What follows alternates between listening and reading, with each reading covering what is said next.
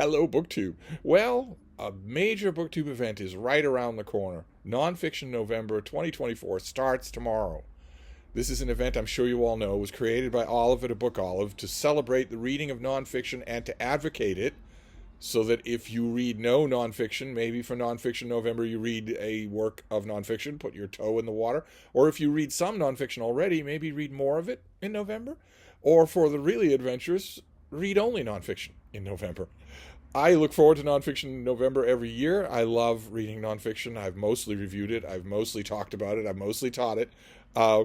And I would argue that probably the vast majority of books that I have mentioned and or advocated for myself on this channel have been nonfiction. I love it far more than I love most fiction. Which would make you think maybe that I, of course, would be one of those adventurous people in November. I would read only nonfiction. But the more I've thought about it in the last week, the more I've realized that it's not really possible. I mean, I could do it, of course. It's possible to do. But I would always have to make exceptions anyway for books that I'm reviewing for the American trade journals. Because I don't get to tell my editor there, well, I'm sorry, it's Nonfiction November on BookTube. I take whatever comes across my plate. So I obviously would have to make exceptions there, and then other exceptions would naturally crop up. The new fiction world for the American publishing industry is not nearly done. In fact, it's gearing up for its fall season. So that it wouldn't really work. The remit that I have set for myself for my reading, which I maintain we all do, whether we can say it or not, whether we know, can clearly define it or not, the remit that I have set for my reading is the new releases in the American book market in the 15 or 16 genres that interest me. Those genres include fiction. And that remit matters more to me than BookTube does. So I will continue to read fiction in November, but I will put the thumb on the scale. I will read a lot more nonfiction in November than I usually do in a given month. But I thought I'd make a quick video here. It's reprising a lot of titles that we've seen already. Just a quick preliminary video. I will make recommendation videos throughout the month. But I wanted to go over just a few nonfiction releases that are out now or are coming out in November that may or may not be of interest. How do we assess that? Like, for instance, this is first one by Daniel Masters, Hell by the Acre. This is a regimental, hour-by-hour military history of the Stones River Campaign in the American Civil War, which has not had a book devoted to it for even a borderline popular press in a long, long time.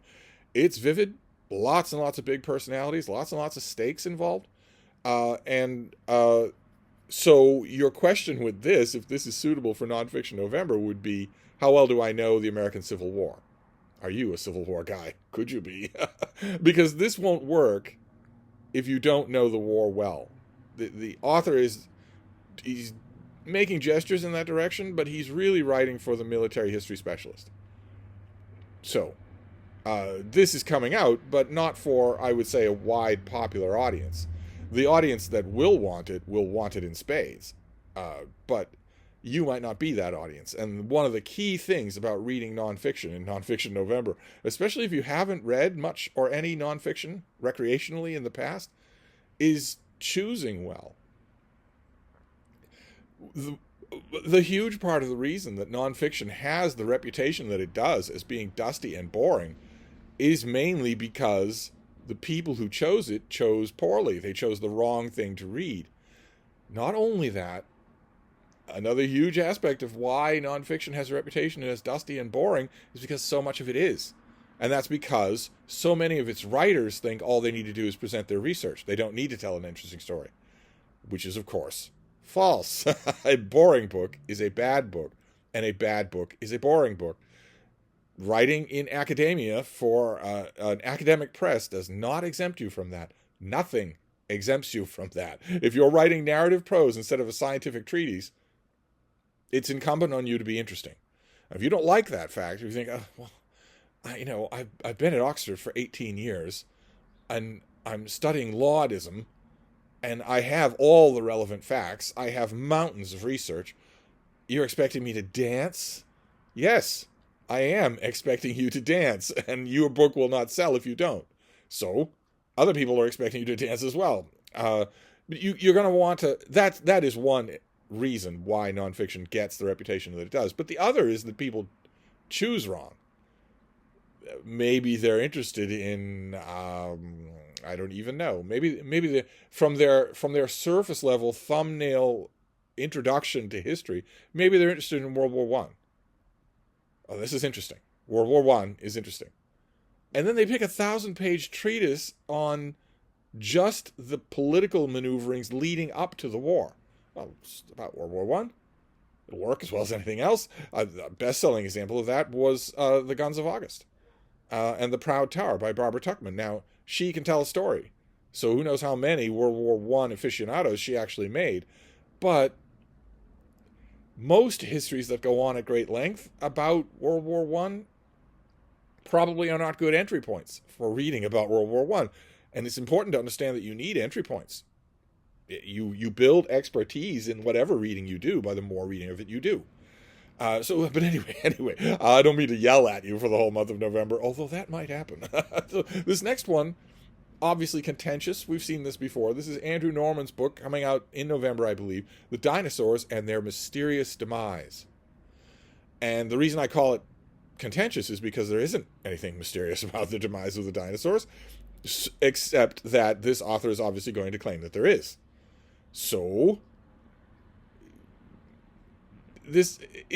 I haven't read this yet, but it's obvious that the author is going to put forward an idea, an interpretation of the facts that maybe suggests something mysterious or complicated, or maybe even an alternate version of why the dinosaurs went extinct. When the opinion on that is fairly settled.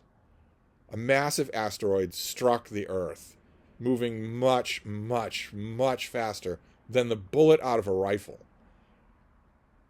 And it not only caused a worldwide cataclysm of firestorms and tidal waves and maybe even molten traps exploding from the surface of the Earth, but it also changed the climate.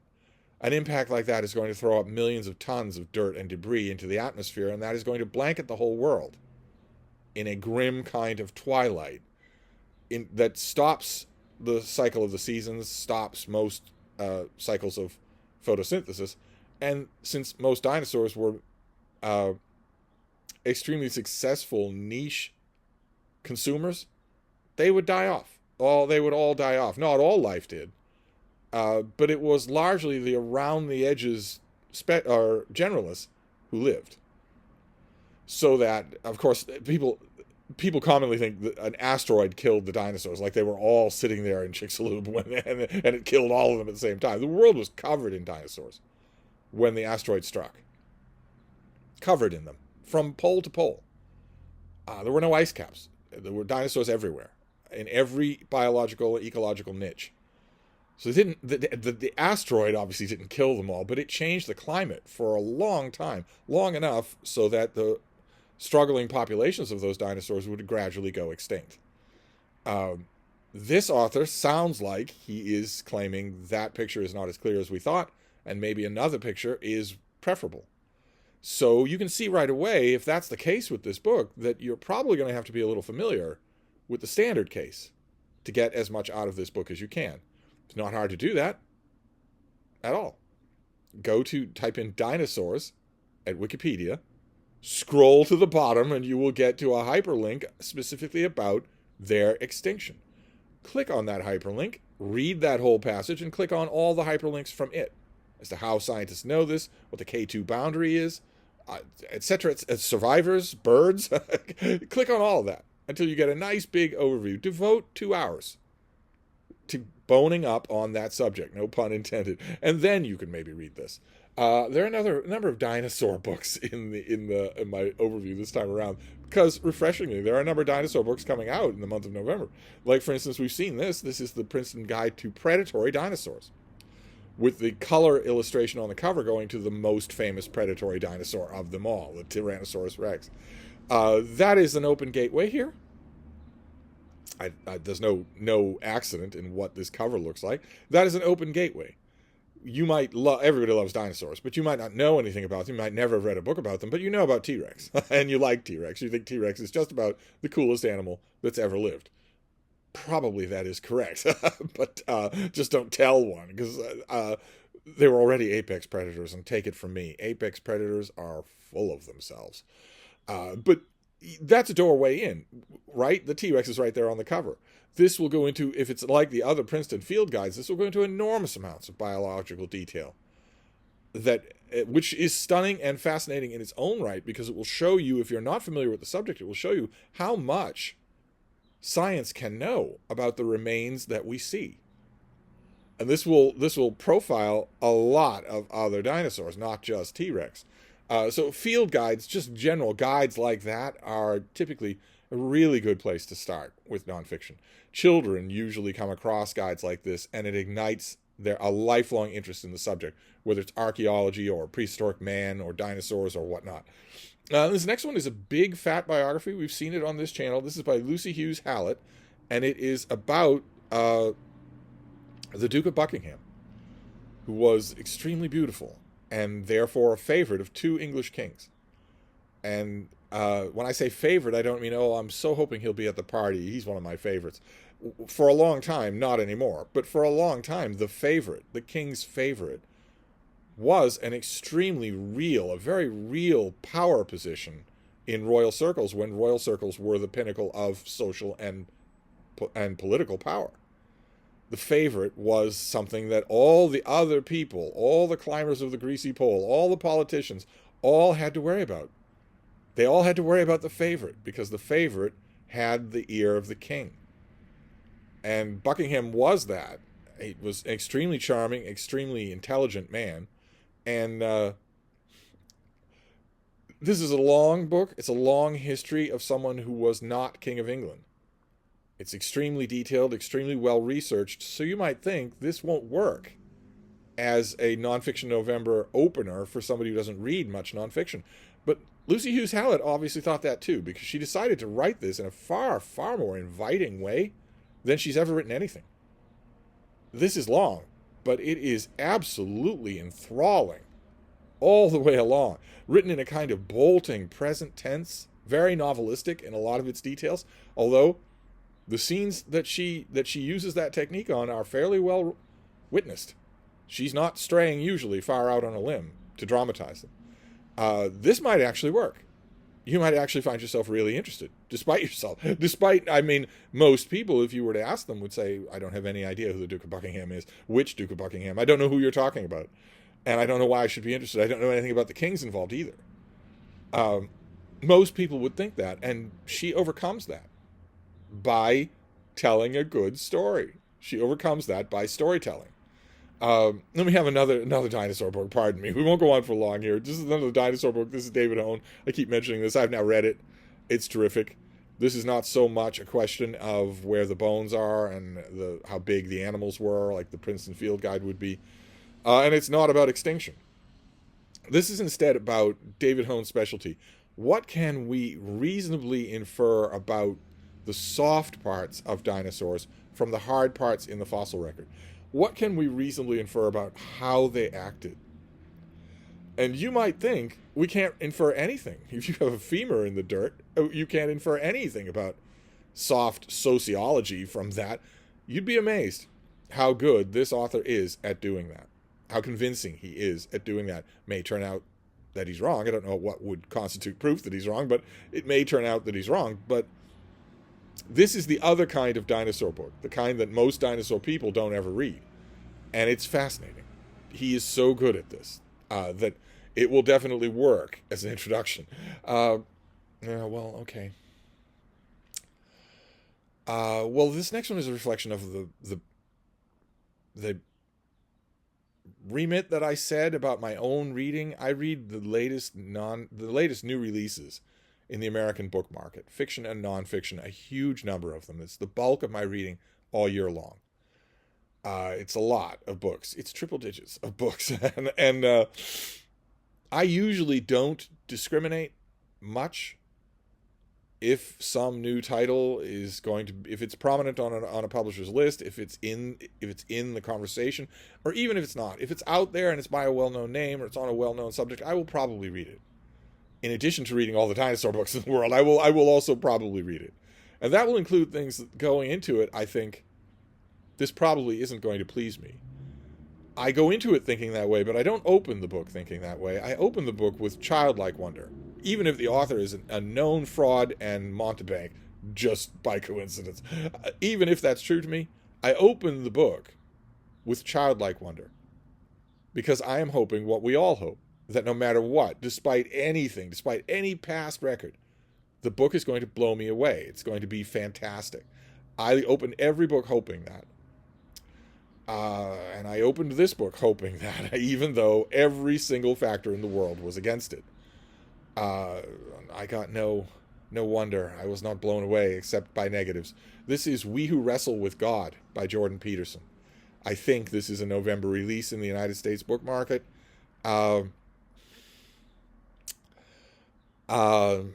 And almost everything about it is false. Almost everything in this is false. Jordan Peterson is I'm sure you know who he is, but he is the ultimate in woolly, reactionary, quote-unquote, thought leader. And he is taking the same path that all those thought leaders are taking, which is towards revanchist Trumpism, republicanism. And for the same reason. Because he doesn't like women. It's for the same reason that they're all doing it, because they don't like women. It's not wrestling with God if you want to repeal the 19th Amendment. It's not wrestling with God if you want to make sure that women can't vote, can't hold a bank account, can't have a job if a man wants that job. That's not wrestling with God. But more fundamentally than that, if I review this book for Open Letters Review, my review will be one sentence. That you just have to keep in mind when you're reading this book. Jordan Peterson is an atheist. There goes the book. Jordan Peterson does not wrestle with God. Jordan Peterson does not believe in a God. Any gods. So the book is a grift. So for Nonfiction November, I guess, since we're sticking to that, I don't know how this got on this list, you would read this in outrage. You would hate read this, I believe, is the BookTube way of saying it. You would read this in mounting outrage. You might go into it maybe as a quasi-Jordan Peterson fan, or maybe a Jordan Peterson agnostic, thinking, well, it'll be fun to read a book in which a big brain wrestles with deep religious questions. But A, Jordan Peterson doesn't have a big brain. If he ever did, it's gone. It didn't come out of his coma with him. And B, he's not wrestling with God. He doesn't believe in God. This is marketing himself. This is a grift. This is aimed squarely at the young incels between the ages of 18 and 25 who chain smoke cigars and build their empire, and who, when they have to bullet point the things that they believe or that they do to make a manly life, one of the bullet points will be pray daily. None of them pray. None of them believe in a God of any kind. No matter how loudly and publicly they convert to Islam, they're converting to Islam for one reason and one reason only. Say it with me now, because they hate women. That's all. They shopped around, literally, in the case of Andrew Tate, shopped around for which major religion hates women the most. Which major religion in most parts of the world, especially the undeveloped world, openly oppresses women the most. That's the one I want. Because I made my millions by oppressing women, and I don't want to give that up. I just want scriptural justification for it. I'm not saying that in our lifetime we will see Jordan Peterson convert to Islam, but it's not impossible. It's just probably not necessary. What people tend to forget when they make that comment about Andrew Tate converting to Islam, what people tend to forget is that Christianity has 1,000 more years experience at oppressing women. This is not about wrestling with God, though. So you would read this in frustration, I would think, for Nonfiction November. Then there is more nature stuff. There's lots of nature stuff coming out for any month, but also in the month of November. And there's a particular kind of nature stuff that maybe you ought to read just to honor Olive, who founded the event. and who has been known to say on her channel, I want to read all the bird books. She's a big fan of books about birds. So am I. And so if there's a new release in November about birds, and there is one, Cy Montgomery no less, writing What the Chicken Knows. What does a chicken know? How intelligent these birds are, how communal they are, how empathetic they are. What they know in the purely human sense of know is fairly obvious in that the smallest part of their anatomy is their head. So in the human sense of know, they don't know much. They are colloquially bird-brained. But it turns out that that correlation isn't really sound, and that there are whole worlds of individuality and personhood if you just take the time to look. There are plenty of people out there in the United States alone who have chickens as pets, not as livestock animals, as pets. And the chickens love it. So they understand something. They understand quite a bit, I would say. Cy Montgomery is an enchanting writer. Just fantastic. So why not read a bird book for Nonfiction November? And then I'm going on long here, but we can wrap up with a detailed historical study. So we'll wrap up as we started. This one might be a little more accessible than the Stones River campaign. The Stones River campaign, you're gonna, in order to appreciate that book, you're probably going to have to know something about the Stones River campaign already. I would argue that you could largely close that gap with Wikipedia. No shame in that at all. Don't need to have 10 books on the subject. Just read up on the subject on Wikipedia to get your ground underneath you. That will be good in almost all cases, provided the author is doing their job. And this last book is along the same lines. It's Renaissance. It's the Italian Renaissance studies. It's Italian Renaissance history, but it's very pinhole. It's very pigeonhole, and you'd have to be interested in the subject, obviously the specific subject, but maybe you'd have to be a little bit familiar with the Renaissance. This is by Andrew Hui, and it's called The Study, The Inner Life of Renaissance Libraries. So this will not be the big Renaissance libraries that were starting to be conceived of at the time. Instead, it will be that little room, the little book room, the room where men, usually, I don't know that there'll be any women in this book, but the room where men would go to retire from the rest of the world and be in a tiny little closet that is surrounded by books, where they can think and maybe do a little writing and do a lot of reading. We know from all sorts of writing at the Renaissance, and before, as early as Chaucer, that there was a fad, there was an accepted social niche for men to create rooms like this. Once they had the financial wherewithal, they would create a room like this where they could go and put off the dusty clothing of their day, put on the gown of the scholar, and sit and commune with all of their friends, both literally in terms of that is where they would do their personal correspondence, but also figuratively in terms of all those books on the walls. And this is a study of that. This is a study of studies, a study of little book rooms, no matter how big they were. Some of the people involved here in this book, I'm pretty sure had very large little book rooms, as big as all the space of Hyde Cottage. But most of them no. Most of them like the same dynamic that I do, the ability to go into your little book room and close the door on the world. And the bigger the book room gets, the harder it is to do that. So you see what I mean.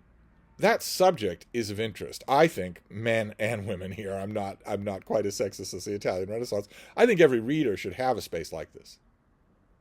Whatever it is, however small it is. I think every reader, actually every person, but certainly every reader, should have a room of their own, should have a space they can go to that is full of books and on which they can close the door on the rest of the world. I think that's really important. I think that's I mean, when you go to prison, for instance, the United States, for-profit prison system, you're getting food. It's terrible food, but it's food. And you have some ability at perks. You have some ability to work your way into the confidence of your administrators so that you can maybe get a job that you might like at the prison, a way to improve yourself, a way to pass the time. But I think the number one of the major things that prison deprives you of, one of the major punishments of prison, is that it completely removes the ability to close the door and shut the world out, which I think is really important for people to do. Do you have a study? a little book room? Do you have anything that would fit that description? Because if you're not, I'd be willing to bet that in your living space, probably there is the potential for it. You could probably construct one. But what I believe is a near universal reading instinct, which is to have a room of your own that you can close a door on. That universal instinct might carry you a long way in this book. The one caveat I have is that I don't know how detailed this thing gets. Usually, this has the look of a monograph. And usually, if historians don't think that they're obliged to tell a good story, writers of specialist monographs it never even crosses their mind to do. And so I read quite a bit of them because my interest will carry me one way to the end, even though I'm contemptuous of the author for being so condescending to the reader. But if you don't already have that interest, I don't know. This might not do it. I'm now realizing that was a very specialized overview of some new nonfiction that's either out now or coming out in November. Maybe we could do with a more generalized thing. I've done plenty of those before. If you go to YouTube and type in Steve Donahue and nonfiction, you'll get a lot of book recommendations. But maybe I should do a few more. Anyway, more general things. Maybe looking at November and December new releases in America as a springboard. There's still the whole month. I am hoping that I do not let Nonfiction November down the way I let Victober down. I'm hoping that doesn't happen. So we'll probably be talking a lot more about nonfiction as the days go on. So what are your plans? There's a good way to get the conversation going. What are your plans for Nonfiction November? A lot of you have emailed me. A lot of you have been emailing me about it. But what about the rest of you? What are your plans? Are you going to read nonfiction in Nonfiction November? Say that you are. If Kevin Toll reads is going to read nonfiction in November, having never read a work of nonfiction in his life, then sure. Never, and I mean never, even instruction manuals. He gets an IKEA bookcase in the mail, delivered on his front doorstep. He opens it up, and it's got an instruction manual on how to put the thing together, and he won't read it because Jack Reacher's not in it.